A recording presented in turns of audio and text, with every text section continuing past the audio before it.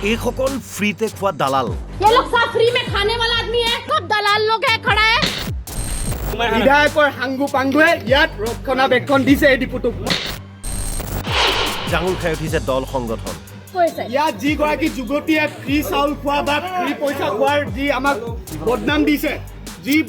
দিছে আজি সেইসকল যুৱতী ক'ত আজি সেই মালিক পক্ষ ক'ত আমি দেখি পোৱা নাই কিন্তু কিছু বিধায়কৰ হাংগু পাংগুৱে ইয়াত ৰক্ষণাবেক্ষণ দিছে এই ডিপুটোক ডিপুট বহি থকা অসমীয়া দালাল সকল পেট্ৰল ডিপুট বহি থকা অসমীয়া দালাল সকল মুৰ্দাবাদ ইণ্ডিয়া খুচিয়াৰ অসমীয়া গুণ আমি সহ্য কৰা নহ'ব অসমীয়া দালাগিৰি সহ্য কৰা নহ'ব এই পেট্ৰল ডিপু খুলিবলৈ দিয়া নহ'ব যিদিনাখনিলৈকে যুৱক শংকৰজ্যোতি বৰুৱা কাৰামুক্ত নহয় তেতিয়ালৈকে পেট্ৰল ডিপু বন্ধ শংকৰজ্যোতি বৰুৱাৰ গ্ৰেপ্তাৰক লৈ উত্তপ্ত পৰিস্থিতি দুলিয়াজানস্থিত BN সিং নামৰ পেট্ৰল পাম্পটোত সংঘটিত ঘটনাৰ পাছতেই প্ৰাক্তন আছু নেতা শংকৰজ্যোতি বৰুৱাক গ্ৰেপ্তাৰ কৰি হাতত হেণ্ডকাফ লগাইছিল আৰক্ষীয়ে ইয়াৰ পিছতে সৰব হৈ পৰে দল সংগঠন ডিপুট বহি থকা অসমীয়া দালাল সকল পেট্ৰল ডিপুট বহি থকা অসমীয়া দালাল সকল মুৰ্দাবাদ ডিপুট বহি থকা অসমীয়া দালাল বীৰ লাচিত সেনাই পেট্ৰল পাম্পটো ঘেৰাও কৰি প্ৰতিবাদ সাব্যস্ত কৰে পেট্ৰল ডিপুট বহি থকা অসমীয়া দালাল সকল পেট্ৰল ডিপুট বহি থকা অসমীয়া দালাল কিতাপ go back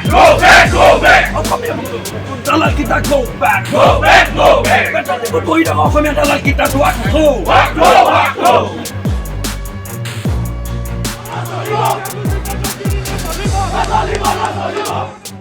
যে দুলিয়াজানবাসীয়ে এই তিনিজন যি বিধায়কৰ হাংগু পাংগু ইয়াত বহি আছে কেতিয়াও তেল ল'ব আহোঁতে ইয়াত দেখি পোৱা নাই কিন্তু গোটেই বিষয়টো ৰাজনৈতিকভাৱে ইয়াত সমীকৰণ কৰা হৈছে ইয়াৰ ৰাজনৈতিক ষড়যন্ত্ৰ আমাৰ শংকৰজ্যোতি বৰুৱা বলি হৈছে এজন খিলঞ্জীয়া লোক বলি হৈছে সেইকাৰণে আজি বিধায়কৰ হাংগু পাংগু ইয়াত বহাই এই ডিপুটো চলাবৰ পৰা তেওঁলোকে প্ৰচেষ্টা চলাইছে দেখিব যে বৰ্তমান চৰকাৰখনৰ প্ৰত্যক্ষ পৃষ্ঠপোষকতাতে এছাম বহিৰাগতৰ এনেকুৱা ধৰণৰ দপদপনি হ'বলৈ আৰম্ভ কৰিছে তেওঁলোকে অসমীয়া মানৰ খিলঞ্জীয়া মানৰ ওপৰত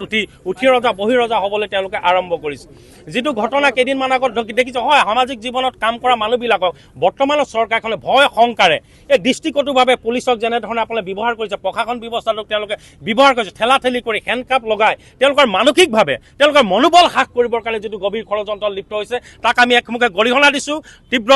হুংকাৰ ইয়াৰ পৰা প্ৰদান কৰিছোঁ আৰু আহিবলগীয়া সময়ত চৰকাৰখনে এনেকুৱা ধৰণৰ অপকৰ্মৰ পৰা বিৰত থাকিবৰ কাৰণে আমি আহ্বান জনাইছোঁ এতিয়া কথাটো হৈছে যে যোৱা সময়ছোৱাত আপোনালোকে দেখিব বীৰ লাচিতৰ বহুবিলাক সংগ্ৰামী সতীৰ্থ যেতিয়া সামাজিক জীৱনৰ কাৰণে কাম কৰে জাতীয় জীৱনৰ কাৰণে যেতিয়া কাম কৰিবলৈ অগ্ৰসৰ হয় তেতিয়া একেই আমাৰ মানসিকভাৱে আমাক ধ্বংস কৰিবৰ কাৰণে আমাৰ মনোবল হ্ৰাস কৰিবৰ কাৰণে এনেকুৱা ধৰণৰ ঘটনাবিলাক হৈ আছে পেট্ৰল পাম্পটো ঘেৰাও কৰাৰ পিছতেই আৰক্ষীয়ে কটকটীয়া নিৰাপত্তা বেষ্টনী গঢ়ি তোলে ফ্ৰী চাউল খোৱা বুলি কোৱা যুৱতীগৰাকী গ্ৰেপ্তাৰৰ লগতে শীঘ্ৰে শংকৰজ্যোতি বৰুৱাক মুক্তিৰ দাবী শৃংখল চলিহাৰ এতিয়া প্ৰশ্নবিলাক অসমত এনেকুৱা ধৰণৰ কৰিব লাগিব তাত এগৰাকী অনা অসমীয়া মহিলাই কৈছে ফ্ৰী খানা খানে কেলে আহে এতিয়া কথাটো হৈছে এইটো অসমীয়া জাতি সত্তাটোক তাই ভেঙুচালি কৰিছে এতিয়া তাই জেলৰ ফ্ৰী ভাত খুৱাব পাৰিবনে নোৱাৰে চৰকাৰে এইটো আমাৰ মুখ্যমন্ত্ৰী ডাঙৰীয়ালে প্ৰশ্ন আছে জাতিক ভেঙুচালি কৰা সেই মানুহগৰাকীক জেলৰ ফ্ৰী ভাত খুৱাব লাগিব এতিয়া অসমত এনেকুৱা এটা বৰ্তমান সময়ত পৰিৱেশ পৰিস্থিতিয়ে বিৰাজ কৰিছে যেতিয়া অনা অসমীয়া মানুহৰ মাজত সংঘাত হয় অনা অসমীয়া মানুহটোক যদি ওপৰত কেছ দিয়া হয় তাৰ জামিনৰ ব্যৱস্থাটো কি জানে থানাত লাল চাহ একাপ আৰু চিংৰা এটা খুৱাই তাক থানাৰ পৰা জামিন দিয়ে আৰু আমাৰ জামিনৰ ব্যৱস্থাটো কি জানে 3 মাহ জেল হেণ্ডকাপ লগাই আমাক চুচৰাই নিব 3 মাহ জেলত ভৰাব তাৰপিছত আমাক জামিন দিব এতিয়া কথাটো হৈছে আইন কানুন অনা অসমীয়া মানুহৰ কাৰণে বেলেগ আৰু আমাৰ কাৰণে বেলেগ ইয়াত থলুৱা খিলঞ্জীয়া মানুহখিনিৰ বাবে বেলেগ ইয়াত থলগিৰি মানুহখিনিৰ বাবে বেলেগ নহ'ব সংগ্ৰাম চলিব এতিয়া বীৰ লাচিত সেনা সৈনিকে দুলিয়াজানৰ সেই তেল ডিপুটো ঘেৰাও কৰি থৈছে আমাৰ মুখ্য সচিব ৰন্তু পানী ফুকন হৰ কুমাৰ গগৈ ডিব্ৰুগড় আৰু তিনিচুকীয়া জিলা সমিতিৰ নেতৃত্বত হেমন্ত বৰাৰ নেতৃত্বত বৰ্তমান তাত তেল ডিপুটো ঘেৰাও কৰি ৰখা হৈছে এতিয়া সৎ সাহস দেখুৱাওক চৰকাৰে তেল ডিপু চিল কৰি দিয়ক সেই মহিলাগৰাকীক এৰেষ্ট কৰক সেই মহিলাগৰাকীক এৰেষ্ট কৰিব লাগিব কোন তাই আমাক ইয়াত আহি ধমকি লগাই কথা ক'বলৈ তাই বাপেকৰ ঘৰ নি এখন তাই মতে নচলিব আৰু তাই মতে যদি চৰকাৰ চলে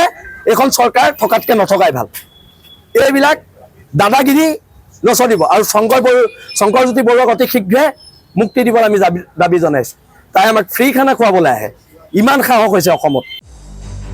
দুলীয়াজানৰ পৰা মৃদুস্মিতা ফুকন, ডিব্ৰুগড়ৰ পৰা হৰেণ সোণোৱাল আৰু শিৱসাগৰৰ পৰা ইৰছাদ উল্লাৰ ৰিপৰ্ট, অসম লাইভ 24।